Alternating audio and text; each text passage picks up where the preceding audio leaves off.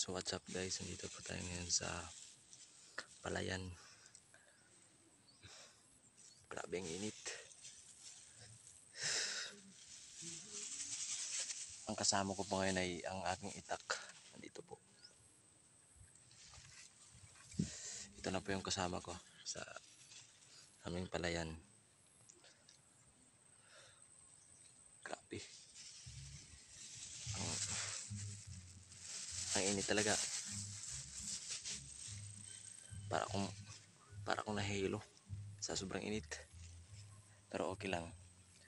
Ganyan talaga ang trabaho ng isang magsasaka.